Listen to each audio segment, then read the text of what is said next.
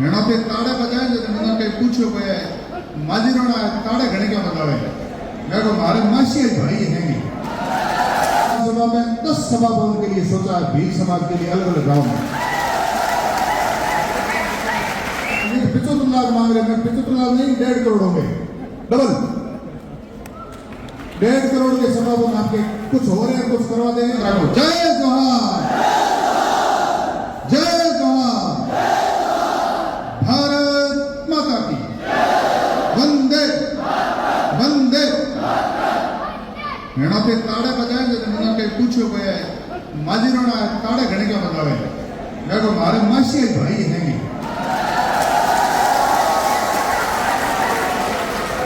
कई पीढ़ियों मोर रिश्तो है रोनी जाया मेणी जाया भाई हमेशा भेड़ा जिया भेड़ा मरिया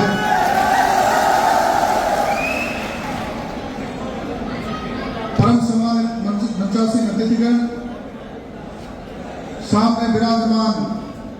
पराक्रमी शूरवीरों की परंपरा के वाहक हमारे भील बंधु और बहनें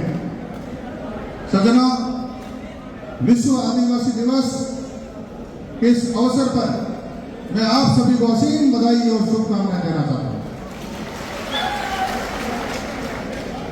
सज्जनों जब भील शब्द कानों में गूंजता है चित्तौड़ के उन पाषाणों में घोड़ों की टापों की आवाजें भी गूंजती है जिन 80,000 सैनिकों की उस अकबर की विराट सेना को 20,000 के भीलों की सेना ने औकात दिखाते हुए भागने के लिए उस हमला के युद्ध में मजबूर कर दिया था ऐसे हमारे महान वीर कर्मा वही पराक्रमी भील बंधु इतिहास करना निराला है प्रकृति की पूजा की प्रकृति की रक्षा की अनेक प्रकार के लड़ाइयों में बलिदान किए और रक्त की नदियां इस मातृभूमि की निभाई है माता भूमि पुत्रो अमर पृथ्वी ऐसे विशाल वीरों को रखते हुए भावों को रखते हुए इन भील महावीरों ने मातृभूमि के लिए अनेक युद्ध लड़े हम बिरसा मुंडा के उस महान पराक्रम को भूल नहीं सकते हम एकलव्य के उस धनुर्धारी के उस महान पराक्रम को भूल नहीं सकते भीलों के उज्जवल इतिहास को हम भूल नहीं सकते अनेक युद्धों में इन्होंने लहू बहाया बलिदान इस मातृभूमि के दिया और इस वीर पराक्रमी भीलों के इस उज्जवल इतिहास और परंपरा का हमेशा हम स्मरण करते हैं तो स्वयं को सौभाग्यशाली समझते हैं बड़े गर्व के साथ हमारा सीना को चौड़ा हो जाता है और यह सरकार चाहे केंद्र की सरकार चाहे राजस्थान की सरकार डबल इंजन की सरकार भीलों के लिए विशेष कर भी रही है सोच भी रही है आगे करेगी इसलिए आप बिल्कुल चिंता न करें अभी सुबह एक बार लाइट चली गई कार्यक्रम शुरू होने से पहले तो मनोज जी मेवाराम जी ने फोन किया मैंने तुरंत कलेक्टर साहब को फोन करके तुरंत लाइट आनी चाहिए मैं हमारा माइसे भाई आयोड़ा आइए मैंने परेशान मत कराया तुरंत आपको लाइट आएगी इसलिए आप हमारे भाई हो बहने में विराजमान है सज्जनों आप शिक्षा का युग है हम जितना बच्चों को पढ़ाएंगे मुझे लगता है कि अपने परिवार के बच्चे जैसा बताया मेरे से पूर्वता ने बहन गंगा ने भी पीड़ा व्यक्त की 5वीं 8वीं तक बच्चे पढ़ करके स्कूल छोड़ देते हैं ये बड़ा पीड़ा का विषय मैं बच्चों को पढ़ाना चाहिए हम मानते हैं कि सब परिवार पढ़ाने में सक्षम नहीं होते लेकिन सरकारी विद्यालयों में पढ़ाना चाहिए सरकार भी एसटी के माध्यम से बहुत प्रकार के हमें संबल भी देती है हमें सहयोग भी करती है लेकिन बच्चों को पढ़ाने की प्राथमिकता हमें देनी चाहिए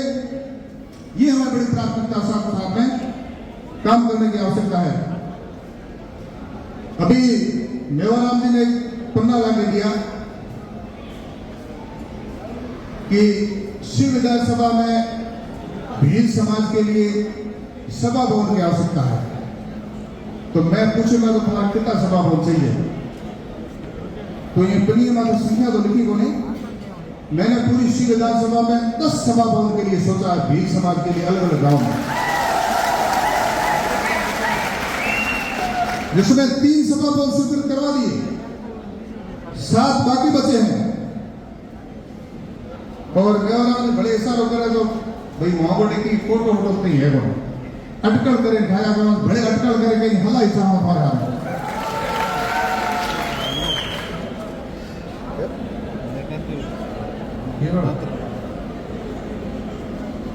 मनोज जी भी कुछ कर रहे हैं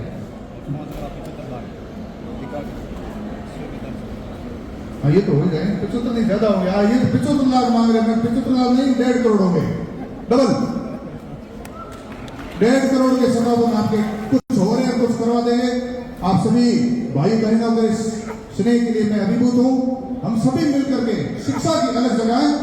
पढ़ाई के माध्यम से बच्चों को आगे बढ़ाए। शिक्षा ही उत्थान का सबसे बड़ा पायदान है। इन बच्चों को पढ़ा करके हम इस संविधान की, इस भारत की मूल धारा में जोड़ करके और इसका हिस्सा बने और विकसित भारत की संकल्पना माननीय मोदी जी ने की है 2047 तक। हमारे समाज का उत्थान और विकास हो, पूरे भारत का विकास हो, भारत विश्व की अर्थव्यवस्था बने, भारत विश्व का सिरमौर बने। इन्हीं भावनाओं के साथ जय हिंद, जय भारत, जय जोहार।